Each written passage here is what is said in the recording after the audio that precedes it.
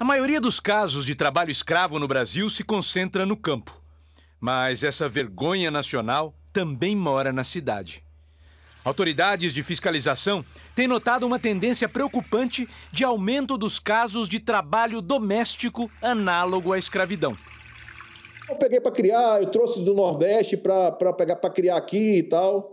Essa frase a gente ouve muito, viu? É uma frase falsa que, na verdade, traduz um sentimento de coisificação do trabalho, né?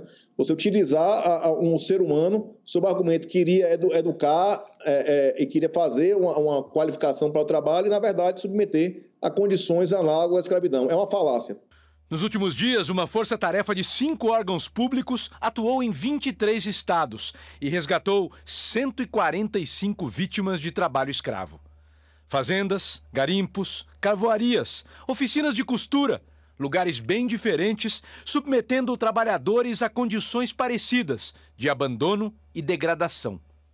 O trabalho escravo doméstico é o mais difícil de ser investigado e descoberto. São os casos em que a exploração de seres humanos acontece atrás de altos muros e portões fechados.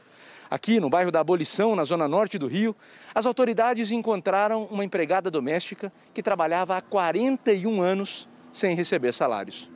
Um quarto sem luz nos fundos da casa, um colchão, uma caixa servindo de armário, uma vida confinada em pequenos espaços. A mulher de 63 anos trabalhava para a mesma família desde os 22 anos de idade. Segundo as autoridades, ela nunca teve direito a férias e trabalhava em tempo integral. Os agentes federais disseram que os patrões até sacaram o auxílio emergencial da empregada e não entregaram a ela o dinheiro. Também na zona norte do Rio, a mesma força-tarefa encontrou um caso bem parecido no bairro de Vila Isabel. No ano passado, Madalena foi resgatada num apartamento em Minas Gerais.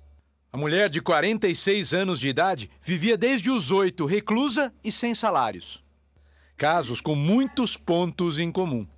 Falta de acesso à comida, falta de acesso à água potável, condições de dormir.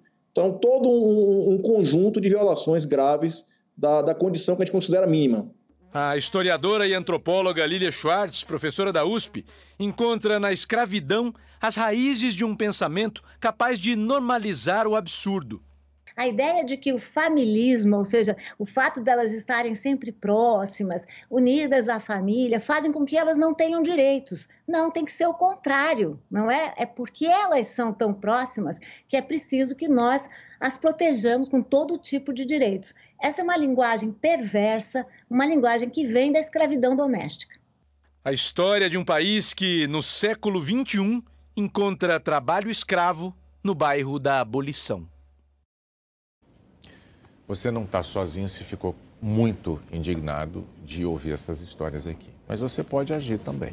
Se você tem conhecimento de alguma história parecida com essa, denuncie ao Ministério Público do Trabalho. Você vai ajudar essa pessoa que pode estar sofrendo exatamente essa situação neste momento. É verdade, que além de ser crime, é cruel, né? É de uma crueldade sem tamanho.